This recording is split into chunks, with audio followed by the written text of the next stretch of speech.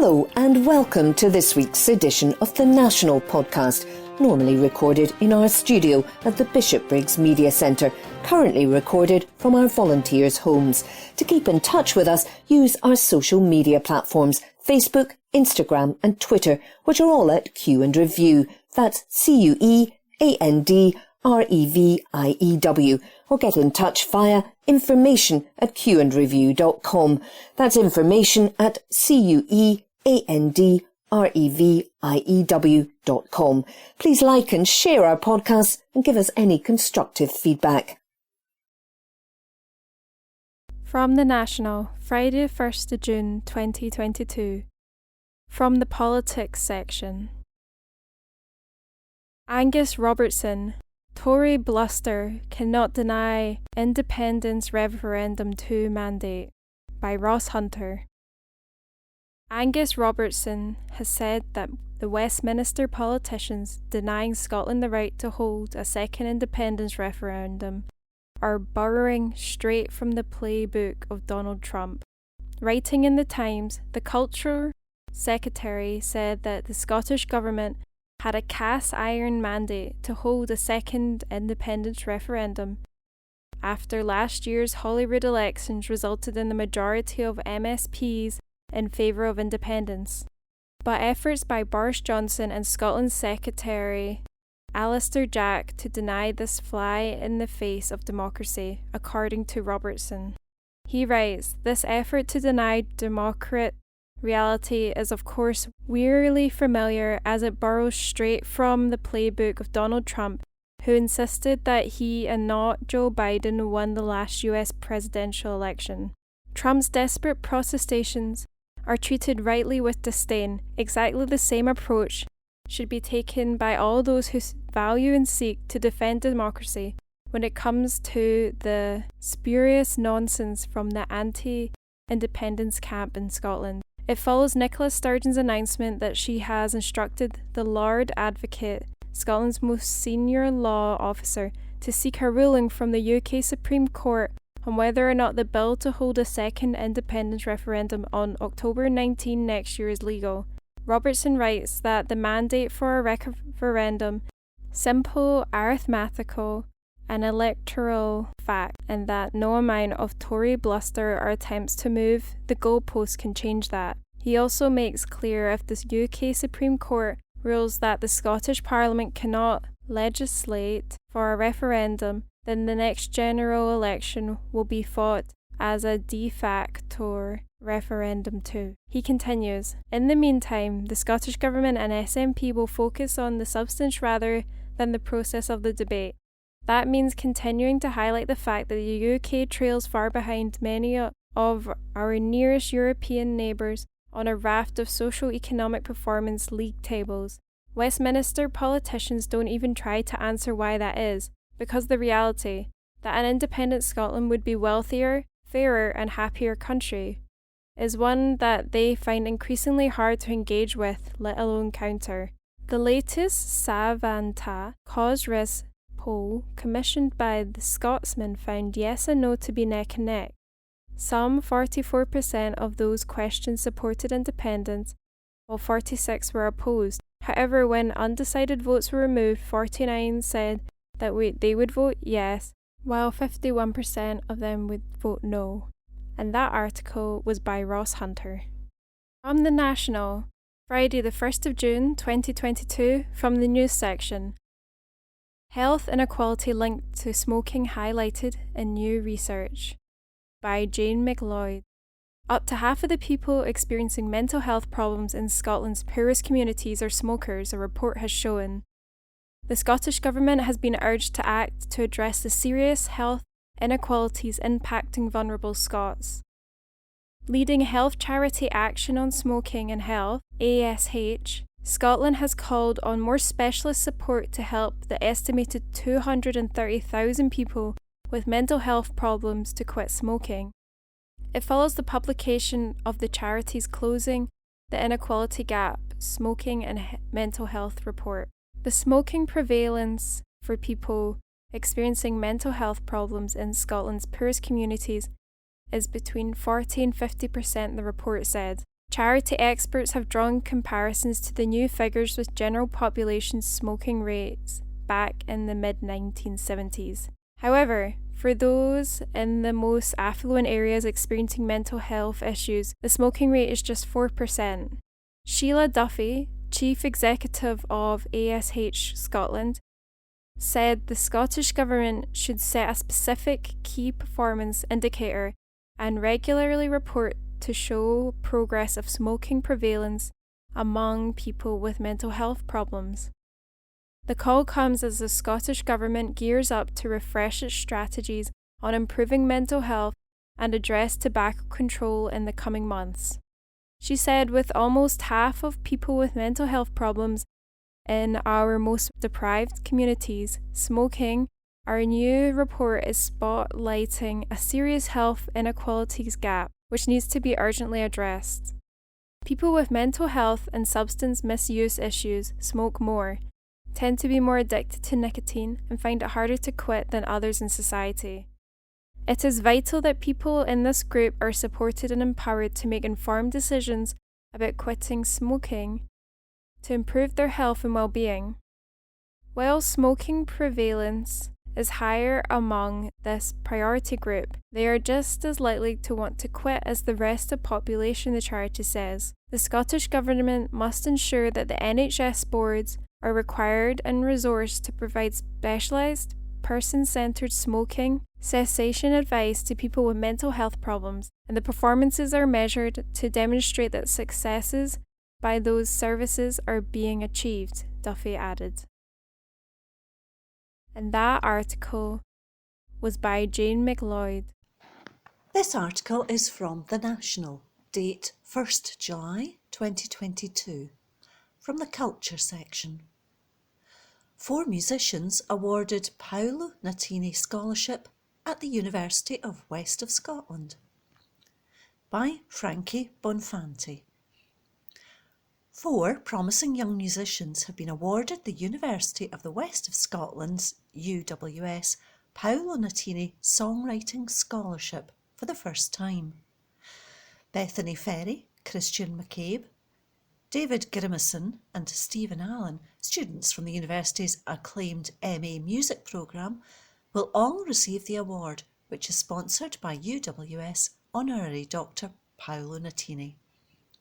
Previously, the scholarship had been awarded to just one student, but Nutini, behind such hits as New Shoes, Scream, Funk My Life Up and Let Me Down Easy, has agreed to a change in format in recognition of the challenges facing musicians in the wake of COVID-19.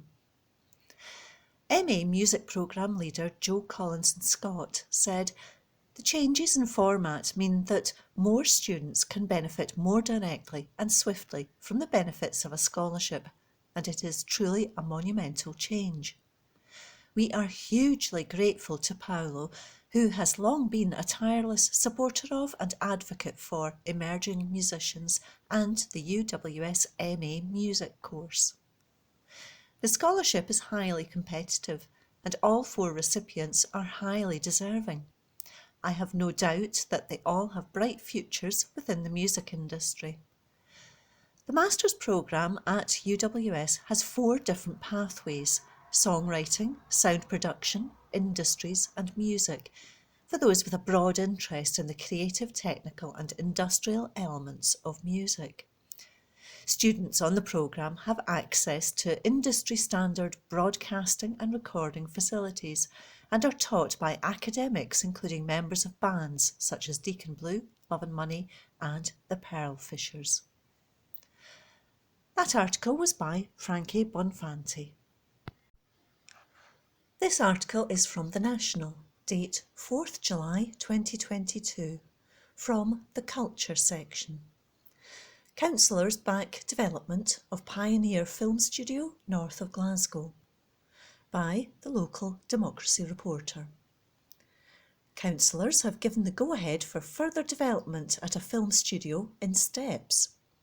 Pioneer Film Studios has been granted permission for a change of use of former warehouses at its campus to be designated as suitable for production rather than storage. This application is part of an ongoing expansion programme by Pioneer to increase the scale of their former distillery site. Although a departure from the local development plan, it was considered acceptable given the existing and proposed use of the site, which meant it was considered a good quality development. That article was by the local Democracy reporter. This article is from The National, date 4th July 2022, from the News section. 1 in 15 Scots infected with COVID amid surge of virus. By Rebecca Newlands. Scotland could be experiencing record levels of COVID cases as 1 in 15 people are infected mid a surge in the virus. According to the ZOE study, which logs symptoms from app users, rates are by far the highest in the UK. This echoes findings from the Office for National Statistics, based on samples from communities across the UK, the Scottish Sun reports. Professor Tim Spector's ZOE team said the rates of logged COVID infections continue to rise, currently at 285,000, but Tim expects them to exceed 300,000 soon. Currently, 1 in 21 people has COVID, but this has increased from last week and Scottish rates of prevalence are even higher, with 1 in 15 currently infected. This increase of 26% in daily infections from last week is likely due to the Omicron BA.5 variant, now dominant in the UK. It's particularly good at immune escape, causing a sharp increase in reinfections in people in spite of vaccines and natural immunity, particularly in the last few weeks. The rate is slightly lower than the highest ever seen, which was 1 in 11 in March, and was recorded under the separate ONS infection survey. Last week, the same survey put recent rates in Scotland at 1 in 18, the highest in the UK. However, public health expert Professor Linda Bald of Edinburgh University said the number of people requiring intensive care was really quite low, and a rise in admissions would not all be people treated primarily for COVID. She added, "I think things will settle down. At the moment, the main concern for a lot of people is just the sheer disruption of having lots of people off work, including actually in the NHS. So let's hope we get through this really bumpy patch." That article was by Rebecca Newlands. This article is from The National, date 4th July 2022, from the Culture section. Serious disruption as petrol price protesters target motorways. By Joshua Searle. Police are warning of serious disruption throughout the day as fuel protests are set to target motorways across the UK. Roads in various areas could be subject to traffic jams on Monday as protesters take action and call for a cut in fuel duty. Protests will target mainly 3-lane motorways and see slowdowns on 2 lanes, leaving the fast lane free, according to Fair Fuel UK founder Howard Cox. While he said his organisation is not involved in the action, he is fully supportive of the demonstrations so long as they are conducted legally. The protests are understood to be organised via social media under the banner "Fuel Price Stand Against Tax." Chancellor Rishi Sunak has said he will carefully consider calls for a more substantial fuel duty cut after the 5p per litre reduction implemented in March failed to halt price rises. Figures from data firm Experian show the average price of a litre of petrol at UK forecourts reached a new high of 191.4p on Thursday, while diesel rose to 199.1p. The UK government said while it understands people are struggling with rising prices and have a right to protest, people's day-to-day lives should not be disrupted and warned that traffic delays will only add to fuel use. Organisers are expected to block the Prince of Wales Bridge crossing between England and Wales, while disruption is also possible in Essex and Gloucestershire. Cox said, "I totally support their protest because people have reached the end of their tethers at the moment." He said other countries had cut fuel duty by more than the UK and asked, "Why the hell are we not doing it here?" Cox called for a cut of at least 20p and warned that protests will continue if not. He added, "There is an appetite for such protest. If the government doesn't actually deliver on this, I think there's going to be some serious escalation of protests." Gwent Police said protests are expected to take place on the road network between 7 a.m. and 7 p.m. on Monday. They said organisers had indicated an intention to block the Prince of Wales Bridge, with the protest starting on the M4 at Magar Services, Junction 23A eastbound and Junction 20 of the M4 westbound. Essex Police Chief Inspector Anna Granger said her officers are experienced at dealing with incidents which cause significant disruption. She said, "We will be monitoring the situation closely and have a policing operation in place to limit disruption." Gloucestershire Police said protests are likely to affect the A48, causing travel disruption in the Gloucester and Forest of Dean areas. That article was by Joshua Searle. This article is from The National, date 4th July 2022, from the News section. Thalidomide survivors in Scotland to be given lifelong support, government says. By Jane MacLeod. The Scottish Government has pledged to give lifelong financial support to thalidomide survivors living in Scotland. There are 50 known survivors of the drug in Scotland. They were among thousands of babies born with birth defects after their mothers took thalidomide while pregnant. It was commonly used to treat morning sickness from 1958 to 61. In 2013, the Scottish Government committed £14.2 million to help survivors with health and living costs over a 10-year period. Ministers have now extended that agreement. Grants will be allocated on a needs basis as assessed by the Thalidomide Trust. Health Secretary Humza Yousaf said, "This funding is used to give thalidomide survivors as much assistance as they need to maintain their independence. It has been a vital support in helping people adapt their homes and manage their pain. I hope this lifelong commitment to continue this support will reassure recipients and help them deal with any challenges they face." Jean, 61, was born with damage to all 4 of her limbs. She said, "The health grant from the Scottish Government has really helped me over the years.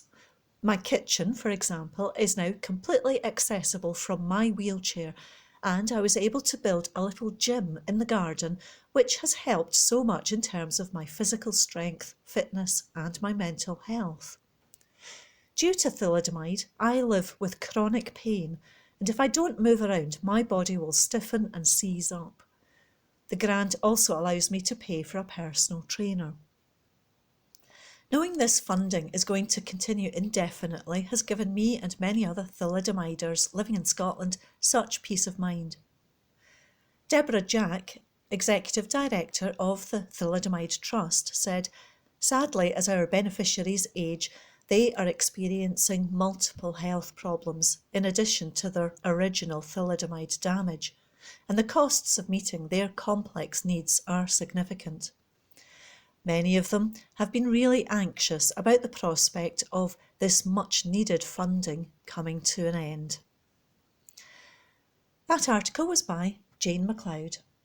From The National, Monday the 4th of July 2022, from the comments section, Kirsty Strickland, "The latest Tory scandal is a new low even for Boris Johnson."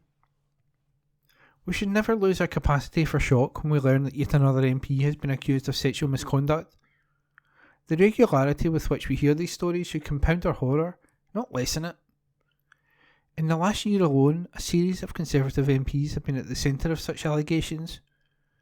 Neil Parish resigned his seat after it emerged he had watched pornography in the House of Commons in full view of colleagues. Rob Roberts was suspended from Parliament for 6 weeks after a panel found he had made repeated and unwanted advances towards an employee. David Warburton had the whip removed after allegations of cocaine use and 2 sexual harassment complaints from women. In May, Imran Ahmed Khan was sentenced to 18 months in prison for sexually assaulting a 15-year-old boy. There is also an unnamed Tory MP, who still has a party whip, who was arrested and bailed on suspicion of sexual assault, indecent assault, rape and misconduct in public office. This isn't even an exhaustive list, yet the party continues to take a wait-and-see approach when the new allegations emerge. On Thursday, Chris Pincher released a statement resigning from his position as Deputy Chief Whip, saying that he had embarrassed himself while drunk.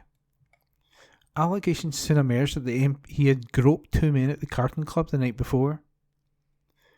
In 2017, Pincher also quit the Whip's office and referred himself to the Conservative Party's own complaints procedure after a former Olympic rower, Alex Storey, went public with allegations about an unwanted sexual advance. An investigating panel determined that Pincher had not breached the code of conduct. The fact he managed to rise back up the ranks within the party and become a powerful figure, while Alex Storey was ostracised and forced out of politics, sums up just how badly political parties let down alleged victims of sexual misconduct. A lot has been made of Westminster's drinking culture and the fact that, unlike most normal workplaces, MPs have a variety of late-night bars serving subsidised drinks to choose from on the parliamentary estate. While it's true that these practices are more suited to a gentleman's club than a democratic institution, we shouldn't blame booze for MPs who take the decision to behave inappropriately towards their colleagues or staff. Think of how many times you've been drunk in your life. Now think of all the times you have sexually assaulted somebody. Alcohol doesn't make good people do bad things. In recent years, the independent complaints and grievance procedure in Parliament has been updated, and not a moment too soon. But no matter how robust a complaints procedure is, it counts for nothing for as long as political parties continue to close ranks to protect their own. Boris Johnson showed reckless disregard for the safety of his colleagues by appointing Pincher Deputy Chief Whip. This is a trusted position which involves regular contact with vulnerable MPs. Up until a few days ago, an MP with concerns about inappropriate conduct would have been dealing directly with Pincher, a man who is known to be handsy and Pincher by name, Pincher by nature, according to the Prime Minister himself. Forget the nonsense from allies of Johnson who have tried to pretend that he wasn't aware of any specific allegations against Pincher before giving him the job. He knew. It was an open secret. A few months ago, I wrote in these pages about how an unnamed minister was assigned a minder during boozy events because he had a reputation for groping.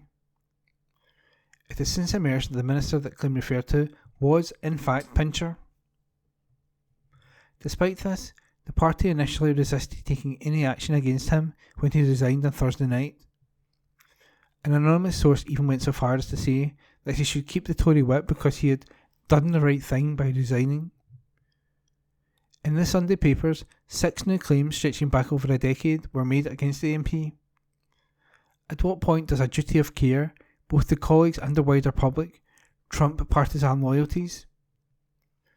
It's no great surprise that Johnson didn't consider the welfare of others when he promoted, in roar Alex Storey's words, a pound shop Hardwicke Weinstein to government, but it does reveal a lot about his character. Unless and until political parties have real zero tolerance approach to sexual misconduct, we'll keep reading stories like these. Culture comes from the top, and it is the job of leaders to set the standard. That goes for all political parties, and none have a blemish-free record when it comes to this issue. In the days ahead, Johnson will be asked to explain what he knew and when. He will probably lie in response to those questions, but enough of his colleagues know the truth to ensure those lies don't stick. Despite the obvious risks, he ignored concerns about Pincher's conduct and appointed him to a position of trust. Even by Boris Johnson's shoddy standards, this is a new low. And that was a comment piece by Kirsty Strickland. From the National, Monday the 4th of July 2022, from the comment section, what can the other trade union chiefs learn from the RMT's Mick Lynch? By Professor Gregor Gall. RMT rail workers union leader Mick Lynch went from relative obscurity to become a national media star in the space of little more than a fortnight. According to various commentators, he has become a national hero, an icon, a cult figure, and a national treasure because he gave us a masterclasses in media management and public performances. He was calm and calculated and, critically, at the same time firm and forthright, batting back smears and attacks on himself, his members, and striking workers in general. As we approach what could be an escalation of industrial disputes and industrial action on the cost of living crisis over the summer and into the autumn, what can leaders of other unions learn from Lynch? The first lesson is about his urbane demeanour and public persona. Unlike former RMT General Secretary Bob Crow, 2002-14, Lynch does not let himself get riled or start being shouty. He exudes patient confidence and is well mannered. He uses an easy to understand vocabulary and responds to what interviewers think will be sucker punches by taking a step back and then firing back both barrels, but always doing so calmly. For other union leaders, this calm confidence can come about through combinations of specialist media training, personal psychological preparation, and particular personalities. Reinforcing the fighting morale of members has been one of the key outcomes of Lynch's media performances. Poor performances would likely undermine members' determination and so make the strikes less effective and less frequent, leading to a lower level of leverage at the bargaining table. But if that was all that could be learnt from Lynch, it would barely be half the story. Whether consciously or unconsciously, he has become a tribune for many more than just his own members. He has become something of a working class hero to many other workers in a world where direct, plain speaking is somewhat limited. He's been able to fashion what are specifically sectional demands into a more popular phenomenon, where the strikes, as shields of self-interest, have become signifiers of swords of justice, being seen to be wielded by one group of workers on behalf of many other groups of workers. But contrast the impact of Lynch's fulminations against P&O's brutal actions in March this year over sacking 800 workers without any notice with those over the recent rail strikes. The key difference is that the Tory government volubly criticised P&O's actions. It talked of moral outrage and let it be known it would change the law in order to stop recurrences of this affront. Fast forward to June and the tables have been turned because the same government is now the main body not only causing the strike over limiting pay rises and insisting on efficiency saving via job cuts, but also stopping its resolution. In other words, other union leaders need to understand context is king when thinking about whether their members will be seen as villains or heroes, or something else altogether.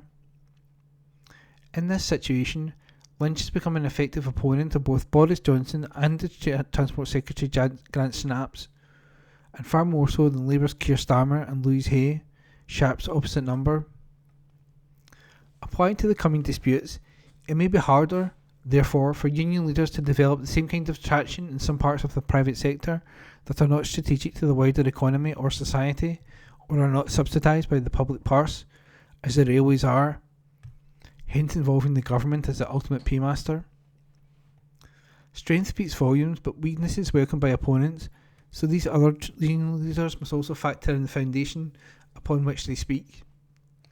Lynch's calmness and confidence came from knowing his members are united and effective in their action.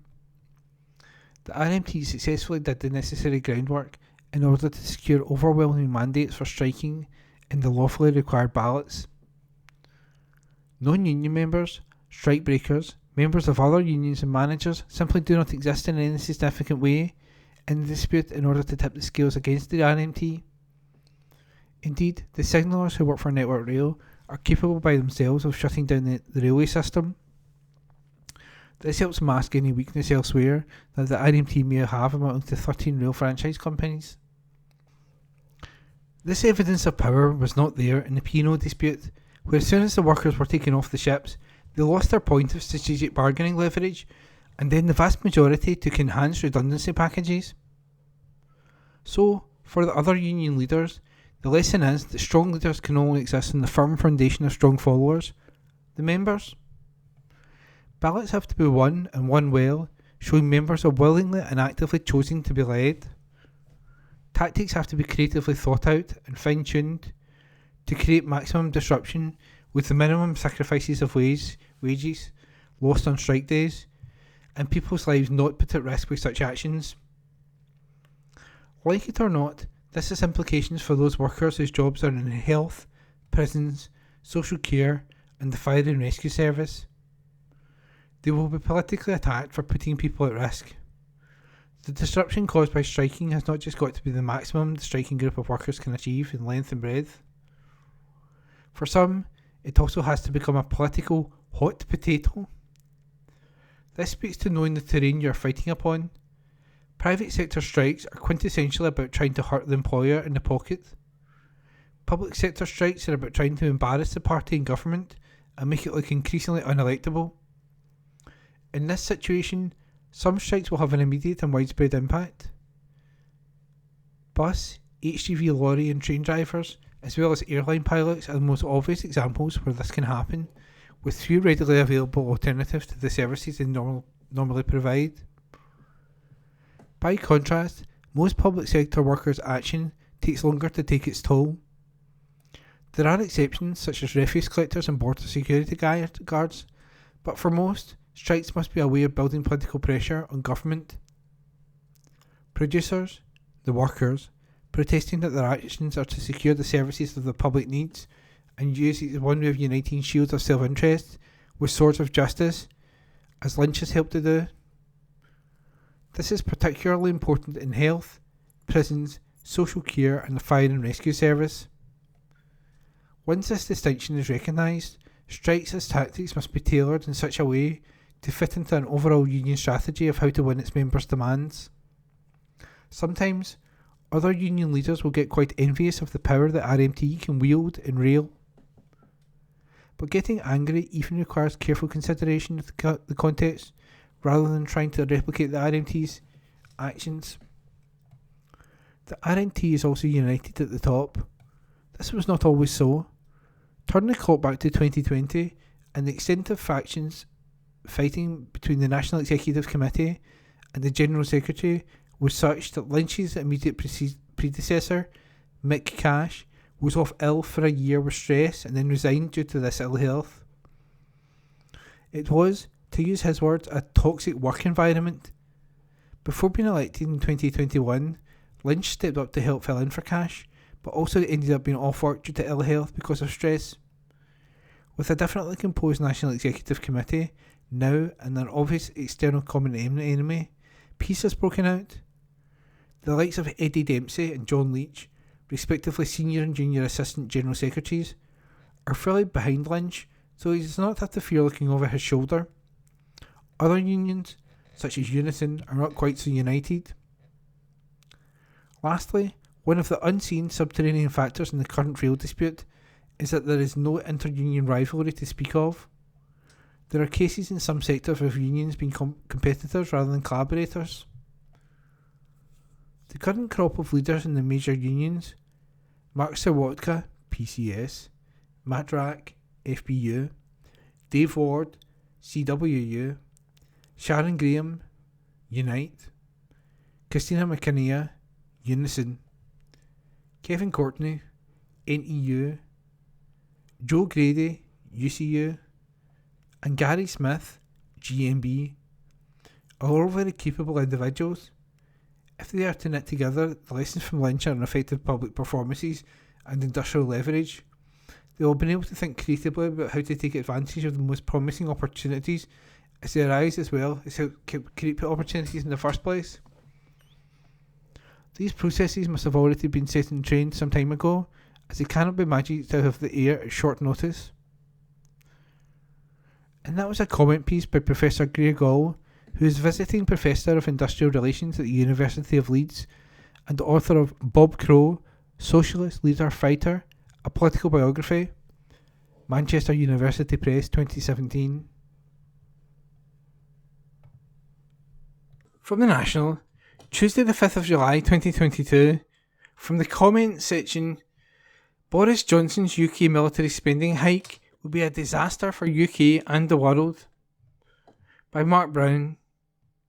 If we needed conclusive evidence of the appalling priorities of the Tory government at Westminster, we got it on Thursday when Boris Johnson announced his intention to increase the UK's military spending to 2.5% of GDP by 2030.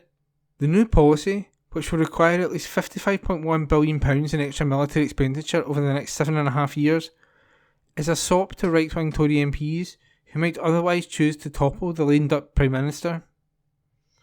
The consequences of these new fiscal priorities will be devastating for the people of the constituent nations of the UK who are already reeling from the cost of living crisis and the underfunding of the NHS. The extra £55.1 billion Johnson wants to sink into the military is equivalent to the cost of more than 300 new hospitals. Ironically, the Tories' planned hike in military spending comes at a time when it has been revealed that Johnson's promise to build 40 new hospitals by, you guessed it, 2030, is another extravagant lie. In reality, he's been forced to build just 5. Make no mistake about it, what has been proposed is a decisive reversal of the post-Second World War peace dividend, whereby the welfare state was financed by a decrease in military spending. The consequences will be devastating. Unless this policy is stopped, expect to see a further increase in poverty across the UK, leading to more food banks, more children going to school hungry, and millions more people waiting longer for essential medical treatment. As the NHS crumbles, those who can afford it will look increasingly to medical insurance, leading to the inevitable Americanisation of our healthcare system. This is not a fatalistic worst-case scenario. It will be the unavoidable outcome of a policy that will turbocharge existing inequalities in the UK economy. There will be beneficiaries, of course, the merchants of death, such as arms manufacturers BAE Systems, whose operating profit increased by £459 million to £2.4 billion between 2020 and 2021, must be rubbing their hands with glee.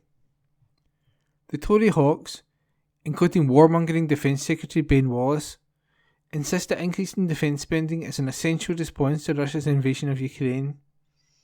This presupposes that the military forces of the UK and its Western allies constitute a force for good in the world. Try telling that to the long-suffering people of Afghanistan, whose liberation by such leading NATO powers as the US and the UK has delivered them back into the hands of the pseudo-Islamic barbarians of the Taliban. Try telling it to the people of Iraq, for whom Western freedom has meant as many as 1.5 million people, at least 500,000 of them children, killed by Western sanctions prior to the US-led invasion in 2003. Source, Geneva International Centre for Justice. And, by the most conservative estimate, at least 184,000 civilian deaths at the hand of Western military forces since 2003. Source, Brown University, USA. Western military action in Syria has entrenched an already horrible conflict, while NATO intervention in Libya has turned the once oil-rich nation into a fractious and violent basket case. In Yemen, British weapons and military technicians are crucial to a Saudi war machine that heaps ever-increasing misery upon a civilian population whose suffering has been much longer and far greater than even that of the war-stricken people of Ukraine. Meanwhile, the blind eye that has turned to Washington and London to Israeli atrocities against the Palestinians gives a lie to Western claims to humanitarianism. Given this record, it would be naive in the extreme to consider a stronger NATO, including a ruinously expensive increase in UK militarism, to be the answer to Putin's aggression in Ukraine. It would be like telling someone with tuberculosis that the best cure you can offer them is cancer. NATO is not a solution to the conflict in Ukraine, but rather an aggravating factor. As the people of Chechnya and Georgia can attest, Putin has been an aggressive regional imperialist long before his various military interventions in Ukraine. When he was massacring the predominantly Muslim people of Chechnya and reducing their capital city, Grozny, to rubble, the Western powers could not have cared less. Indeed, in 2000, during Putin's second war in Chechnya, the UK Prime Minister Tony Blair was in St. Petersburg enjoying a night at the opera with the blood-soaked Russian leader. There is no justification for Russia's outrageous and brutal invasion of Ukraine, and its forces should be withdrawn immediately. However, there is no question that NATO's efforts to encircle Russia, against US assurances to Mikhail Gorbachev during the dismantling of the Soviet Union, contributed to Putin's fateful decision to invade his neighbour. NATO's arming of Ukraine and its further expansion into Northern Europe are in no way aimed at creating peace. Instead, its objective is to turn up the conflict in Ukraine into a protracted proxy war between the West and Russia, in which NATO leaders such as Joe Biden and Boris Johnson are prepared to fight to the last drop of the Ukrainian people's blood. And that was a comment piece by Mark Brown. From The National, Tuesday the 5th of July 2022, from the politics section, Boris Johnson lying about Chris Pincher scandal, former chief civil servant says. By Angus Cochrane, multimedia journalist. Boris Johnson was briefed in person about Chris Pincher's misconduct, a former chief civil servant has said, as he rubbished the Prime Minister's pleas of ignorance. According to Lord Simon MacDonald of Salford, who has submitted a formal complaint to Parliamentary Standards Commissioner Catherine Stone, Downing Street's explanation of events leading up to Pincher being reinstated as Deputy Chief Whip in February is not true. The government, however, is sticking to its guns, with Deputy Prime Minister Dominic Raab rejecting MacDonald's account. In a series of fresh claims surrounding the scandal, it is reported even Carrie Johnson raised concerns about the disgraced MP. On Tuesday, Raab confirmed that Pincher, who resigned last week over allegations he groped two men in a private members club, had been investigated in October 2019 while he was a Foreign Office Minister. The Deputy PM claimed that it did not lead to any formal disciplinary action. He insisted that while he had informed the then Chief Whip about the investigation, he did not believe it was necessary to tell the Prime Minister. Downing Street had said that while Johnson was aware of concerns about Pincher when he made him Deputy Chief Whip in February, they had either been resolved or were unsubstantiated. The PM's official spokesman added, "There was no formal complaint at that time." MacDonald dismissed those claims in an open letter to the Parliamentary Watchdog and the BBC, which has been published on social media. The former Foreign Office chief says in the summer of 2019, shortly after Pincher was made Europe Minister, a group of officials in the Foreign Office had complained to him about his behaviour. He added an investigation into the allegations, which were similar to his alleged behaviour last week, had upheld the complaint.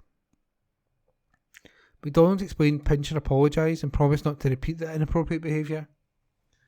There was no repetition at the Foreign Office before he left 7 months later to become a housing minister, he added. In a potentially damning rebuke for Downing Street, he writes, Mr Johnson was briefed in person about the initiation and outcome of the investigation. There was a formal complaint. Allegations were resolved only in the sense that the investigation was completed. Mr Pincher was not exonerated. To characterise the allegations as unsubstantiated is therefore wrong. Raab, who was Foreign Secretary at the time of the complaint against Pincher, offered an alternative account of what happened as he was grilled repeatedly in the morning broadcast round.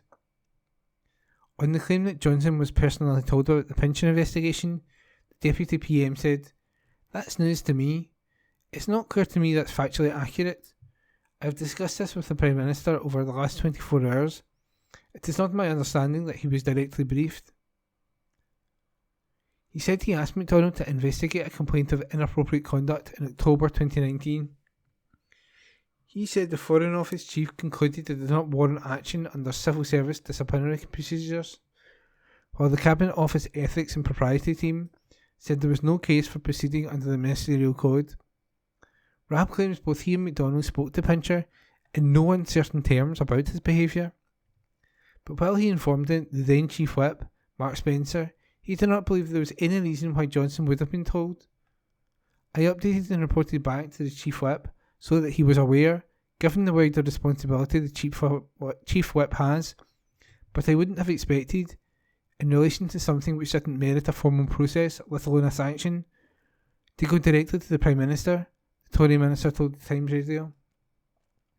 In a particularly touchy exchange with Good Morning Britain Susanna Reid, Rabb, who is also the Justice Secretary, refused to acknowledge that Pincher was found guilty of misconduct, despite admitting the complaint was upheld.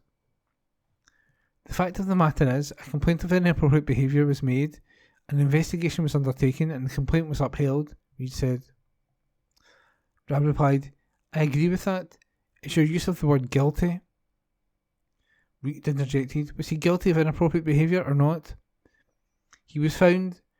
The claim was found to be substantiated, the Tory minister said, but he refused to admit Pincher was guilty of inappropriate behaviour. Guilty is a very loaded term, he explained. Pincher, whose responsibilities as Deputy Chief Whip included looking after the welfare of Tory MPs, plunged the government into a new crisis when he dramatically quit on Thursday night. Johnson did not remove the whip until Friday evening.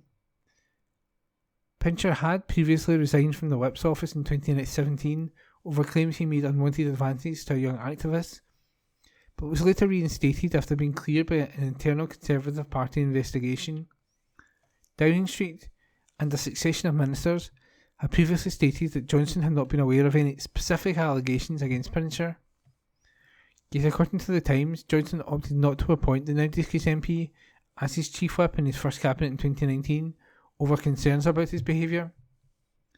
Even Carrie Johnson had questioned Pincher's suitability for the Whip's office while she was Conservative Campaign Headquarters Director of Communications in 2017. A Number 10 spokesperson said, Mrs Johnson is a private individual and has no role in ministerial appointments. Pincher is now facing more than a dozen allegations of misconduct. He has not responded to requests for comment on the latest allegations, but the newspapers behind them said he denied the claims. MacDonald explained that he wrote in the Parliamentary Standards Committee due to a sense of moral duty. He told the BBC Four's Today programme, It is very unusual for a retired official to do what I have done this morning. I did it by myself, because what I have seen and read over the last few days I knew to be wrong. And you know, things get to a point where you have to do the right thing. He added, First of all, Number 10 have had 5 full days to get the story correct, and this has still not happened.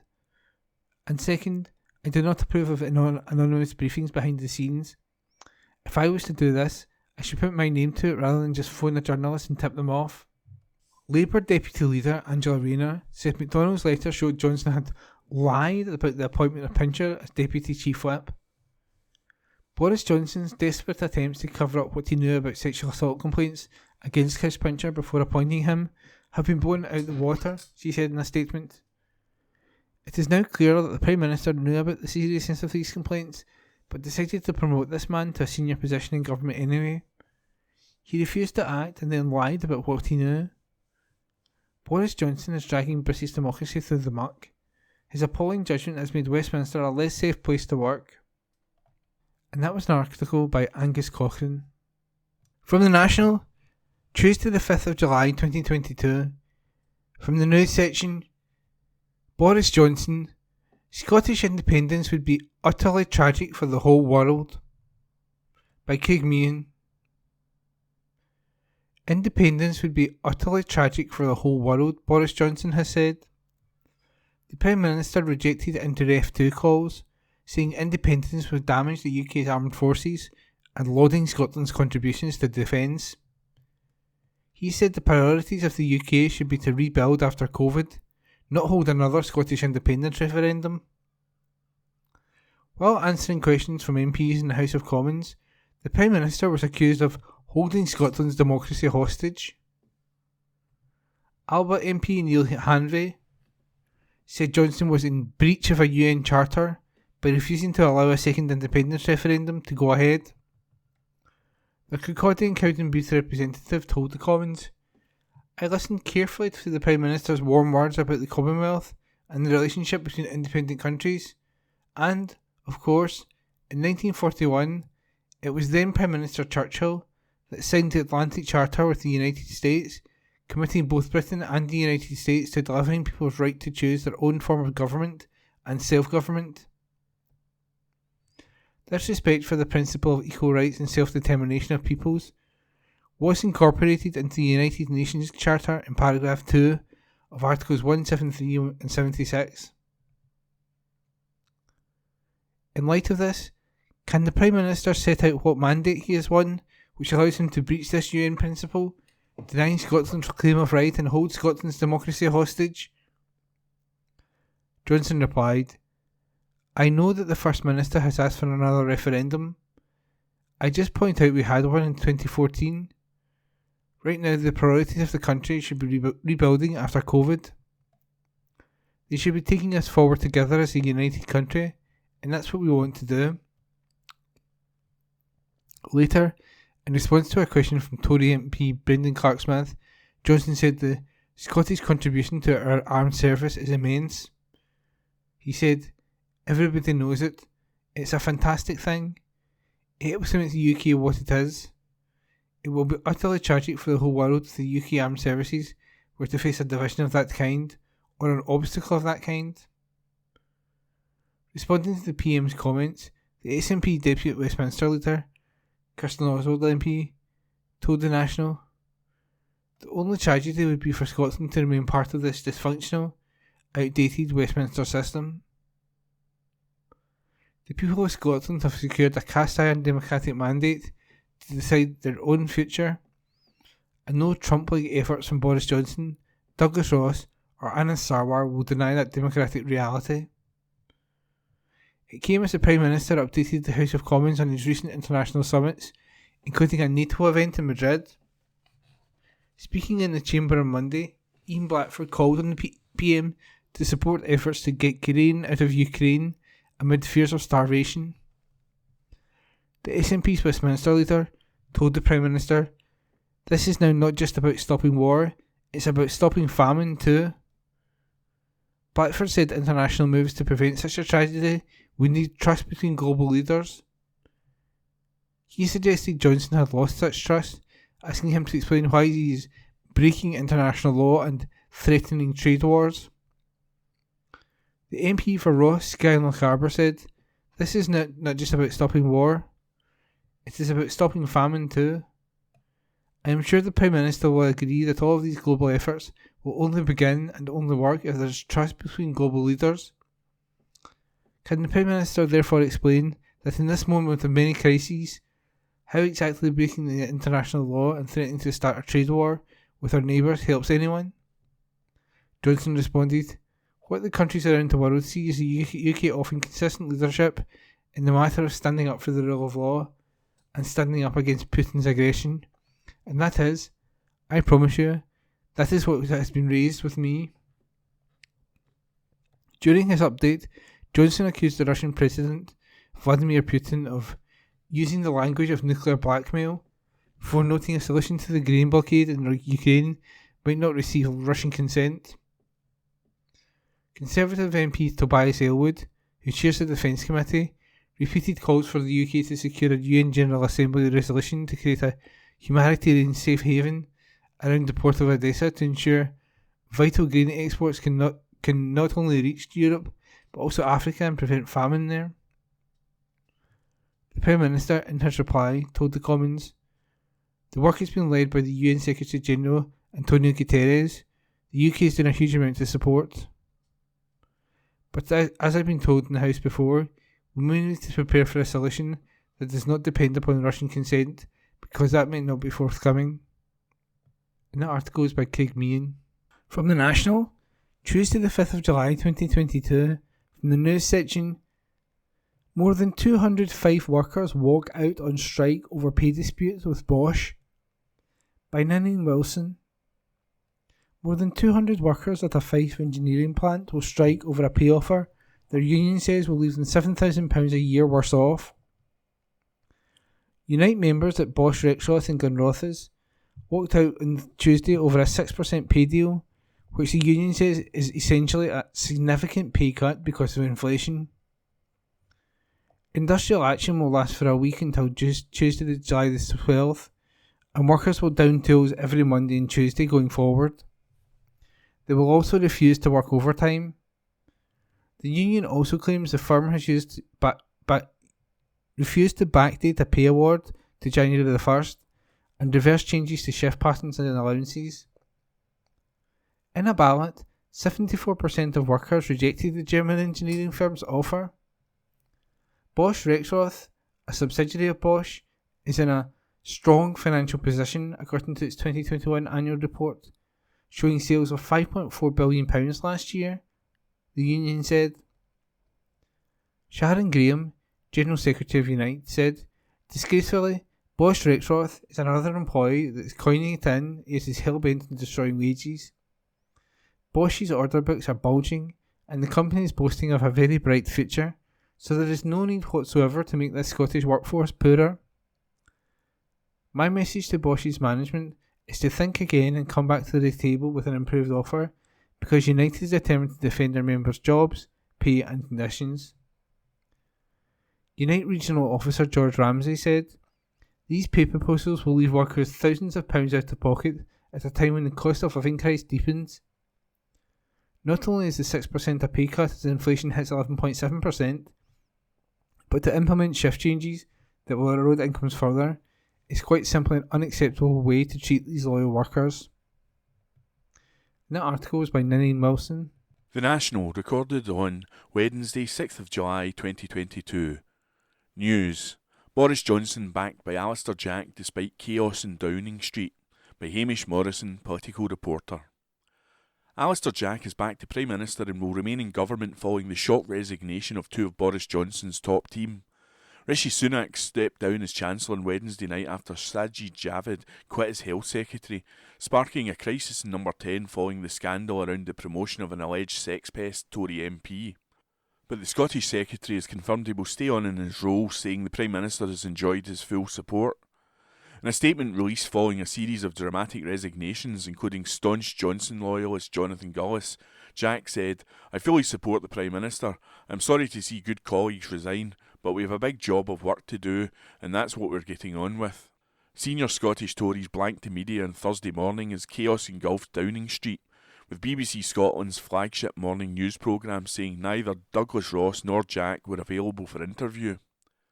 Sunak and Javid quit in dramatic fashion, with the former Chancellor suggesting Johnson's government was not being run properly, competently and seriously. It follows the scandal around Christopher Pincher, who has been suspended by the Conservative Party following allegations he drunkenly groped two men in a private members' club in London last week. It's since emerged he was promoted to the Whip's office, responsible for enforcing party discipline, despite Johnson being aware he'd previously been the subject of a Foreign Office probe into allegations of sexual misconduct. Johnson sent out ministers to defend the appointment based on false claims, but has claimed he did not immediately recall the 2019 investigation into Pincher during his time as a Foreign Office minister. Apologising last night, the Prime Minister admitted it was a mistake to appoint Pincher to the senior government role. Other junior ministers have quit in the wake of Javid and Sunak's departures. First Minister Nicola Sturgeon welcomed news of the chaos in Westminster, saying the whole rotten lot needed to go, and appeared to back Labour's calls for a general election. By Hamish Morrison. The National, recorded on Wednesday 6th of July 2022. News. Great British Railways, All English shortlist revealed for new HQ. By Angus Cochrane, multimedia journalist. The UK government has come under fire after it was revealed all 6 shortlisted locations for the new headquarters of Great British Railways (GBR) are in England. 42 towns and cities applied to become the home of Britain's railways. 5 Scottish locations, Dundee, Edinburgh, Kirkcaldy and Dunfermline, Motherwell and Perth, took part in the initial stage of the competition while the rest were in England. The 6 finalists, announced by the Department for Transport (DFT), are all south of the border. They are Birmingham, Crewe, Derby, Doncaster, Newcastle upon Tyne and York. GBR will be a new public sector body which will oversee Britain's railways. It's set to absorb the state-owned infrastructure management company Network Rail and take on many functions from the DfT. It will issue contracts to private firms to run trains in England, as well as setting fares, timetables and selling tickets in Scotland. Transport Secretary Grant Shapps came in for flack after announcing the 6 finalists on social media. He listed the towns and cities using Union flag emojis as bullet points and announced a public vote was open, adding, "Who do you want to win? Vote here to make your voice heard." The public vote is not binding but will be considered as part of final decision making. Twitter users were quick to point out that the finalists are all located in one part of Great Britain. Plaid Cymru MP Liv Saville Roberts replied, "For GB, see England." Scot lawyer Amar Anwar posted, "Great Britain Railways, except all these towns and cities are all in England." And Welsh BBC broadcaster Hugh Edwards added, "My understanding of GB has been shattered here." BBC and S4C presenter Jess Davies replaced the Union flag emojis in the original tweet with English flags. "Corrected it for you," she wrote. The central headquarters will provide strategic direction for the running of GBR and brings highly skilled jobs to the area, the DfT said. There will also be regional headquarters across the country. The Scottish Government said earlier this year it was still unsure how the new organisation will operate in Scotland, where ministers already control ScotRail and Network Rail spending. Ministers have called for management of rail infrastructure to be fully devolved to Scotland and say they were not consulted in the GBR plans. Independent think tank Rail Reform Group branded the plan a political ploy to support the UK Government's Defend the Union agenda. The group told the Courier in May that the project will add complexity, confusion and reduce accountability in the Scottish network.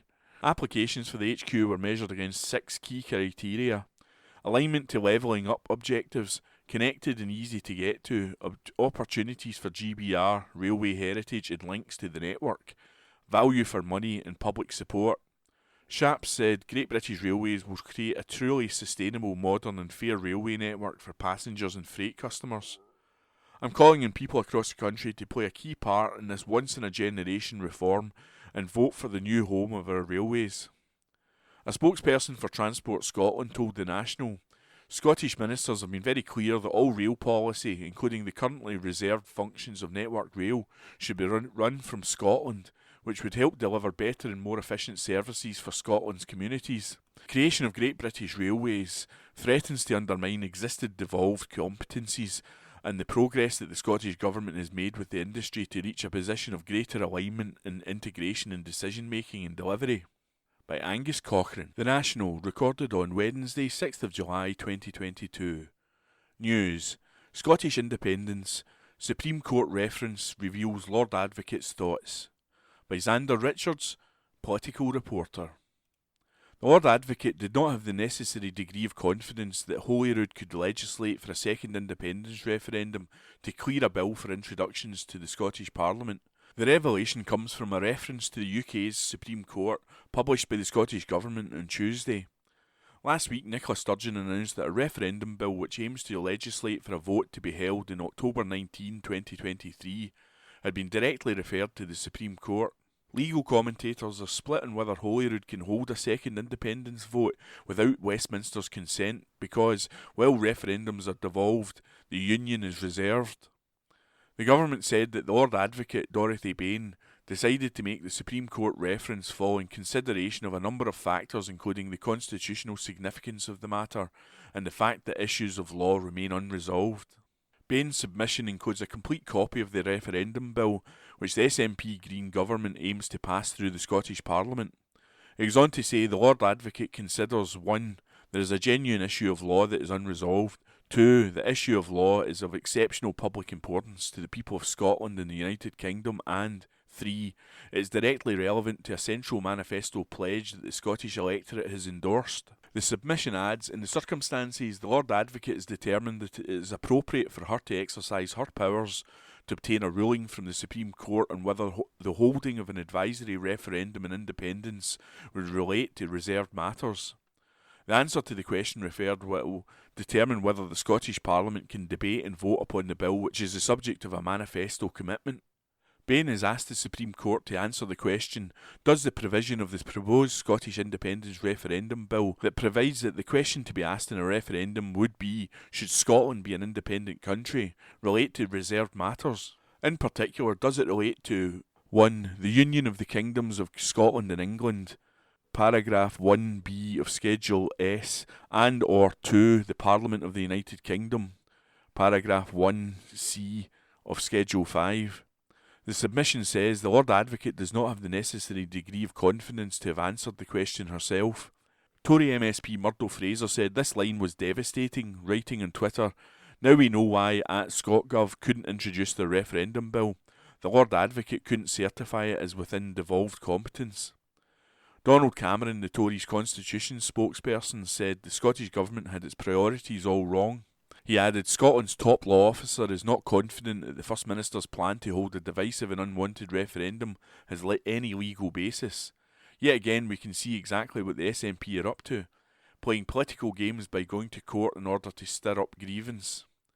SNP Minister Neil Gray said, "There is a substantial majority in the Scottish Parliament in favour of an independence referendum and therefore a clear democratic mandate.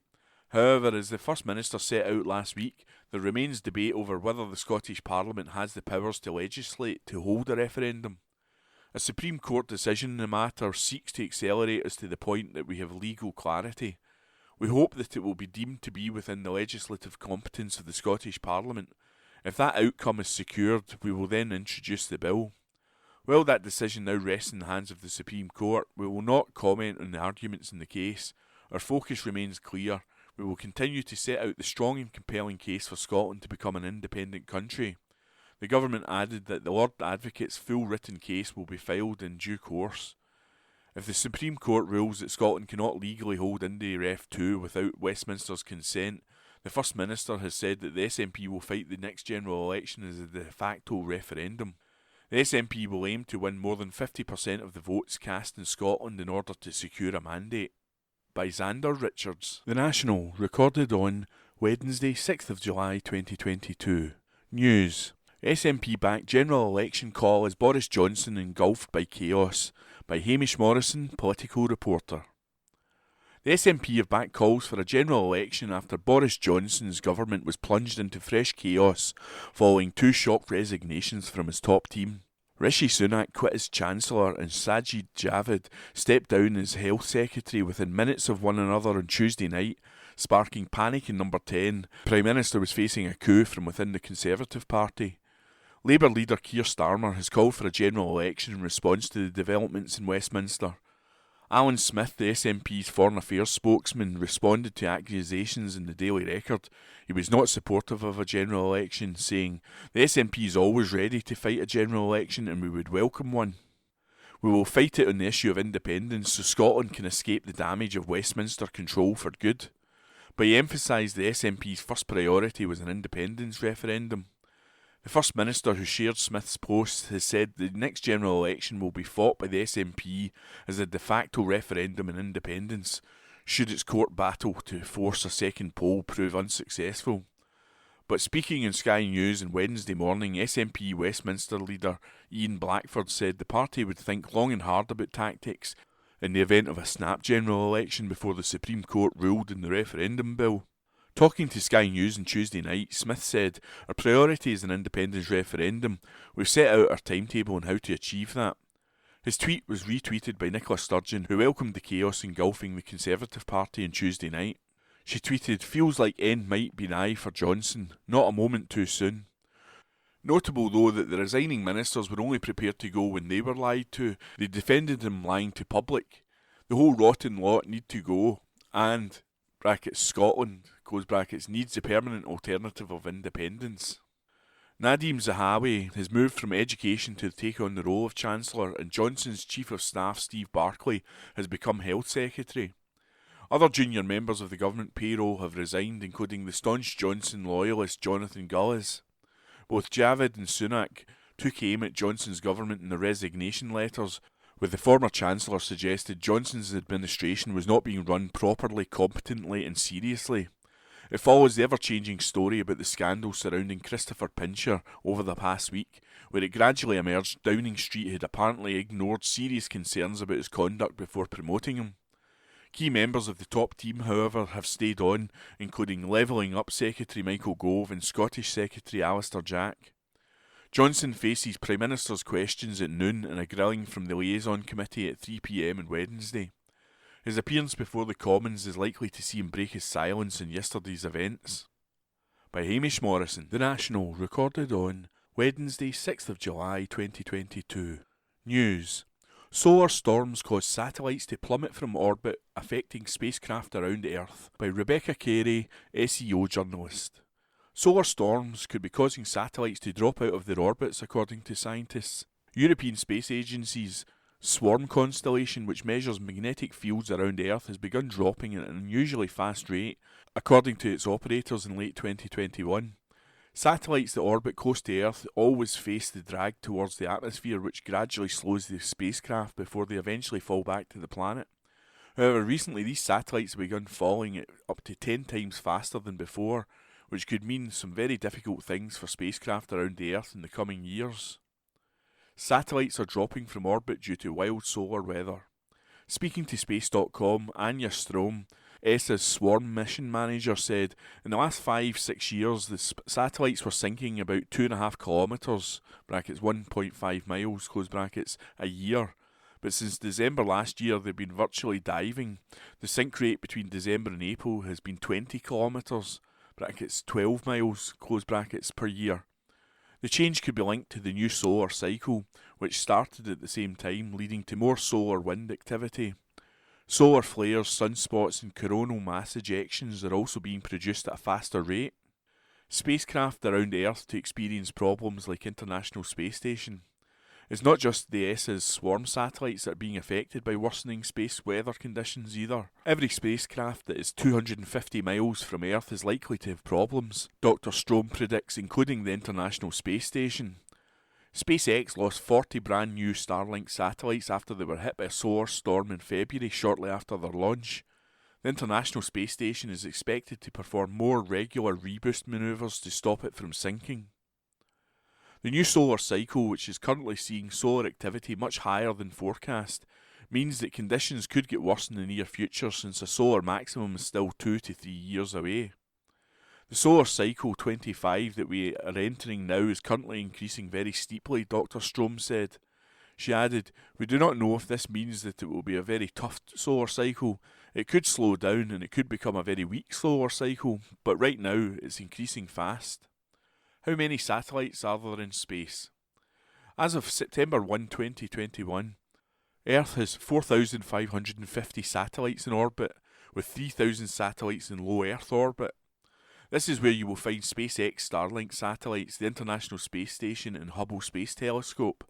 Dr. Strom went on to explain that many of the new satellites don't have propulsion systems, so they can't get up themselves and therefore will have a shorter lifetime in orbit.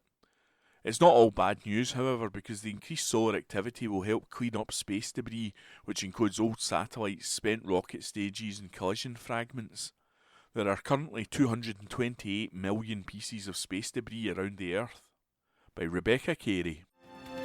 And that was this week's The National podcast, normally recorded in our studio at the Bishopbriggs Media Centre, currently recorded from our volunteers' homes with the publisher's kind permission. Thanks for listening.